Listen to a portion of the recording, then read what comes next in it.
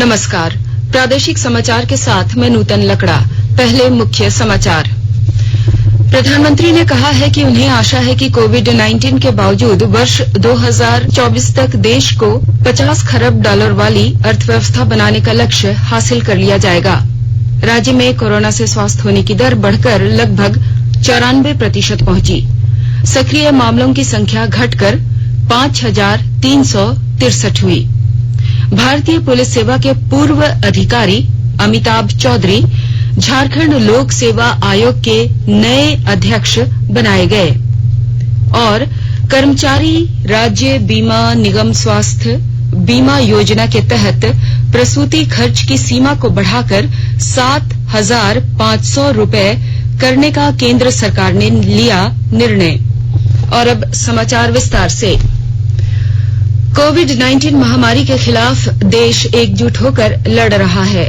आप भी हमारे साथ सुरक्षा और बचाव के 3 आसान एहतियाती उपायों का संकल्प लें।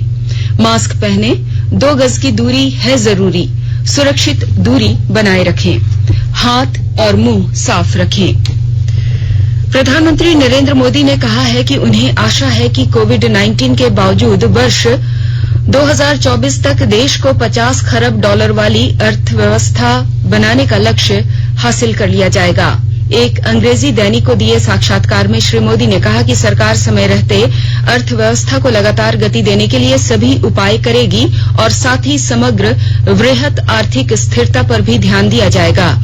उन्होंने कहा कि एनडीए सरकार ने हमेशा अपने लक्ष्यों को पूरा किया है। श्री मोदी ने कहा कि ग्रामीण स्वच्छता और गांवों तक बिजली पहुंचाने का लक्ष्य समय से पहले पूरा कर लिया गया। 8 करोड़ उज्ज्वला कनेक्शन समय से पहले दिए गए।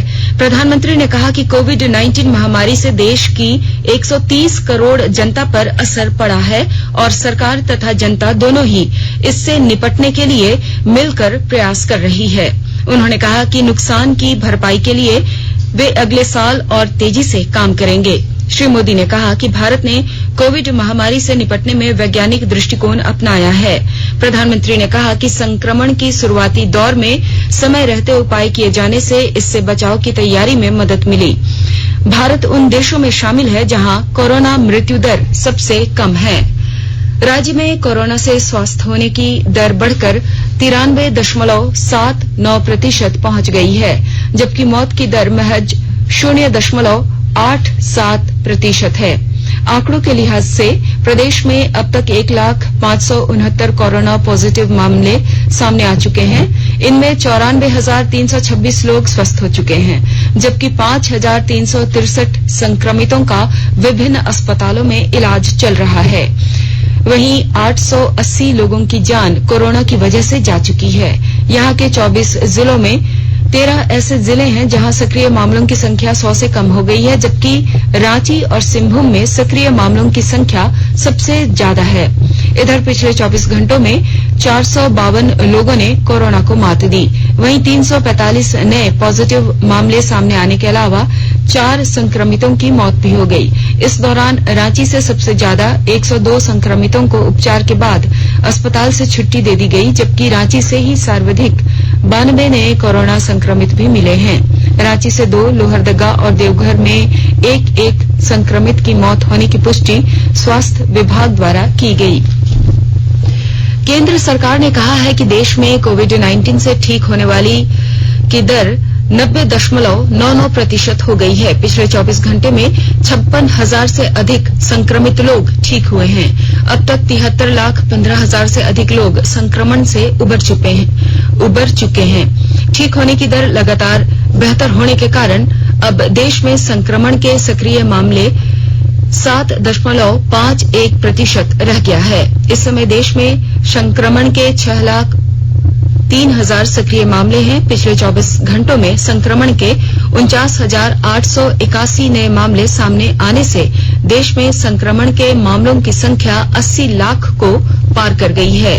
भारत में कोविड-19 से होने वाली मौतें पिछले 6 सप्ताह में लगातार कम हो रही हैं। पिछले 24 घंटों में संक्रमण से हुई 517 मौतों को मिलाकर अब तक इस महामारी से मरने वालों की संख्या 1,20,527 हो गई है। पेट्रोलियम और प्राकृतिक गैस मंत्री धर्मेंद्र प्रधान ने कहा है कि कोविड-19 महामारी के दौरान देश के सुदूर क्षेत्रों तक स्वच्छ ईंधन पहुंचाकर ऊर्जा की आपूर्ति को सुनिश्चित रखा गया है। इंडिया एनर्जी फोरम द्वारा आयोजित सेरावीक के समापन सत्र में उन्होंने कहा कि कोविड संक्रमण के कारण विश्व की आर्थिक प्रगति में बाधा आई। उन्होंने कहा कि देश के तेल और गैस उद्योग ने हाल के वर्षों में बहुत अच्छी प्रगति की है। उन्होंने विश्व के उद्योगपतियों और विशेषज्ञों से भारत में सभी प्रकार की ऊर्जा में वृद्धि करने में सहयोग करने की अपील की। श्री प्रधान ने कहा कि प्रधानमंत्री नरेंद्र मोदी ने स्वच्छ, सस्ती और सतत ऊर्जा उपलब्ध कराने के सरकार के लक्ष्य पर हमेशा बल दिया है। विश्व की तेल और गैस कंपनियों के 40 मुख्य कार्यकारी अधिकारियों और भारत के निजी और सार्वजनिक क्षेत्र के कंपनियों के मुख्य कार्यकारी अधिकारी इस बैठक में मौजूद रहे। केंद्रीय प्रत्यक्ष कर बोर्ड सीबीडीटी ने इस वर्ष 1 अप्रैल से 27 अक्टूबर के बीच 39 लाख से अधिक करदाताओं को 1,26,909 करोड़ रुपए से अधिक का रिफंड जारी किया है। सीबीडीटी ने एक ट्वीट में बताया कि 37,21,000 से अधिक मामलों में 34,532 करोड़ रुपए का आयकर रिफंड तथा 1,29,000 से अधिक मामलों में 92,356 करोड़ रुपए का कॉर्पोरेट कर रिफंड जारी किया गया है। आकाशवाणी के ताजातरीन समाचारों के लिए आप हमारी वेबसाइट newsonair.com पर लॉग ऑन कर सकते हैं। ताजा समाचार Twitter handle @AIR news alerts और Facebook page All India Radio News पर भी उपलब्ध है। आप प्रादेशिक समाचार एकांश के Twitter handle @AIR News_ Ranchi और Facebook page AIR news Ranchi के अलावा YouTube channel regional news unit Ranchi पर भी हमारे बुलेटिन सुन सकते हैं। प्रादेशिक समाचार आप आकाशवाणी रांची से सुन रहे हैं और अब पेश है कोरोना से बचाव के कुछ संदेश। चलो मिलकर एक शुरुआत करें, चलो एक फैसला आज करें, मास्क नहीं तो टोकेंगे, कोरोना को रोकेंगे, चलो एक इरादा करते हैं, चलो कुछ वादा करते हैं, मास्क नहीं तो टोकेंगे, कोरोना को रोकेंगे। भारत सरकार द्वारा जनहित में जारी।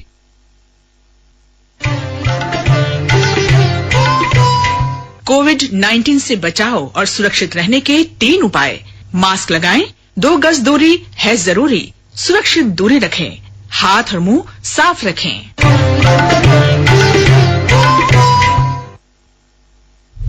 भारतीय पुलिस सेवा के पूर्व अधिकारी अमिताभ चौधरी झारखंड लोक सेवा आयोग के नए अध्यक्ष बनाए गए हैं। उनके कार्यकाल 5 जुलाई 2022 तक होगा। श्री चौधरी इससे पहले भारतीय क्रिकेट कंट्रोल बोर्ड BCCI के सचिव और अध्यक्ष के अलावा भारतीय क्रिकेट टीम के मैनेजर भी रह चुके हैं। गौरतलब है कि 26 सितंबर को सुधीर त्रिपाठी का कार्यकाल समाप्त होने के बाद से अध्यक्ष पद खाली था, जबकि 4 अन्य सदस्य कार्यरत हैं।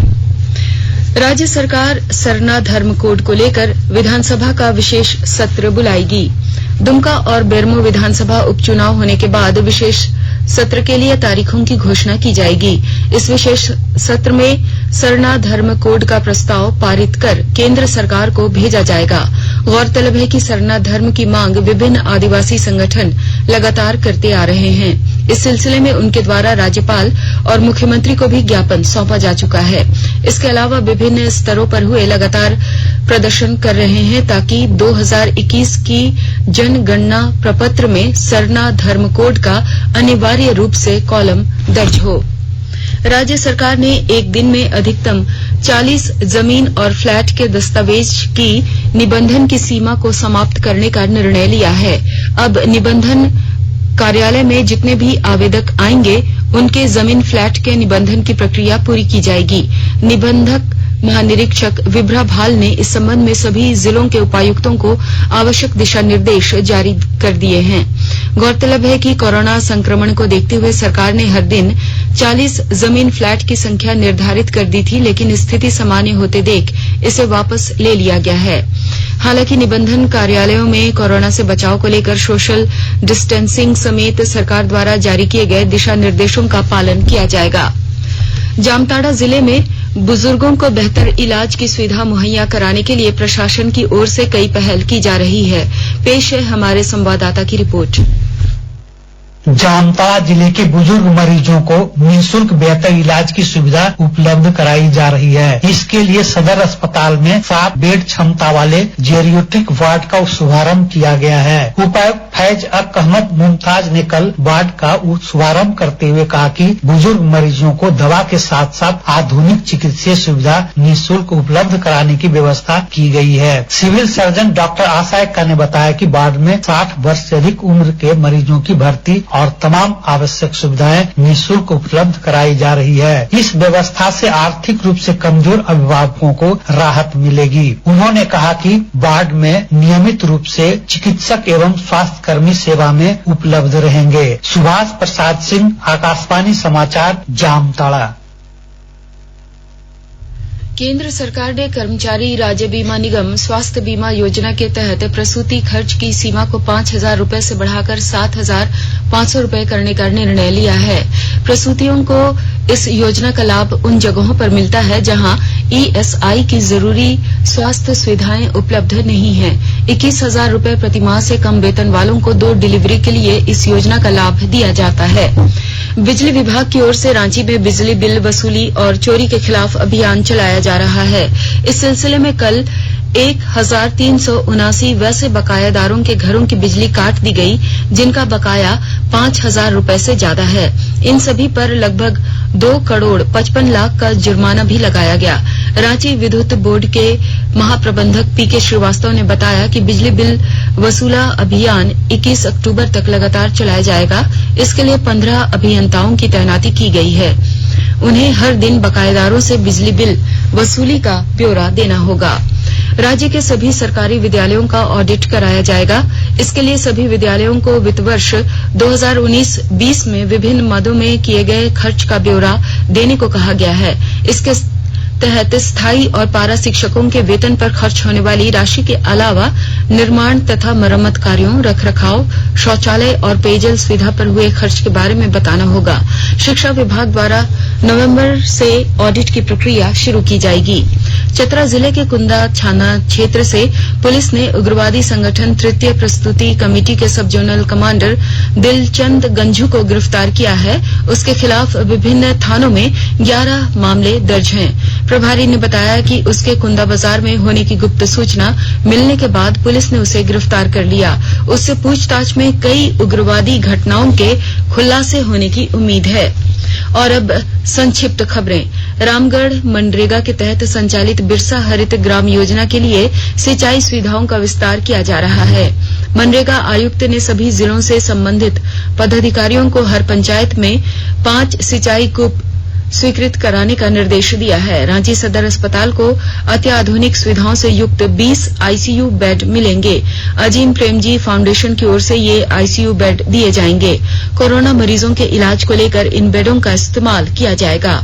All India trade union Congress की 100वीं जयंती 31 अक्टूबर को मनाई जाएगी। इस मौके पर रांची स्थित हटिया कामगार यूनियन के कार्यालय में कार्यक्रम का आयोजन किया जाएगा। इग्नू में 2020 के जुलाई शैक्षणिक सत्र के लिए नामांकन की अंतिम तारीख 31 अक्टूबर कर दी गई है। जिन विद्यार्थियों के पास मार्कशीट नहीं है वे 3 नवंबर तक इग्नू के क्षेत्रीय कार्यालय में आवेदन दे सकते हैं। रांची जिले के तमाड़ थाना क्षेत्र स्थित NH 33 पर नवाडीह मोड़ के समीप एक 4 पहिया वाहन और मोटरसाइकिल के बीच सीधी टक्कर में बाइक सवार गंभीर रूप से घायल हो गया। आईपीएल में आज दुबई में चेन्नई सुपर किंग्स का सामना कोलकाता नाइट राइडर्स से होगा। इससे पहले कल अबुधाबी में मुंबई इंडियंस ने रॉयल चैलेंजर बैंगलोर को 5 विकेट से हरा दिया। मुंबई इंडियंस ने 165 रन का लक्ष्य 5 विकेट खोकर हासिल कर लिया। मुंबई की ओर से सूर्य कुमार यादव ने नाबाद 79 रनों की पारी खेली। उन्हें प्लेयर ऑफ द मैच घोषित किया गया। और अब अंत में मुख्य समाचार एक बार फिर। प्रधानमंत्री ने कहा है कि उन्हें आशा है कि कोविड-19 के बावजूद वर्ष 2024 तक देश को 50 खरब डॉलर वाली अर्थव्यवस्था बनाने का लक्ष्य हासिल कर लिया जाएगा। राज्य में कोरोना से स्वस्थ होने की दर बढ़कर लगभग 94% पहुंची। सक्रिय मामलों की संख्या घटकर 5,363 हुई। भारतीय पुलिस सेवा के पूर्व अधिकारी अमिताभ चौधरी झारखंड लोक सेवा आयोग के नए अध्यक्ष बनाए गए और कर्मचारी राज्य बीमा निगम स्वास्थ्य बीमा योजना के तहत प्रसूति खर्च की सीमा बढ़ाकर 7,500 रूपये करने का केंद्र सरकार ने लिया निर्णय। इसके साथ ही आकाशवाणी रांची से प्रादेशिक समाचार का ये बुलेटिन समाप्त हुआ। नमस्कार। घर में रहिए, सुरक्षित रहिए और सुनते रहिए आकाशवाणी।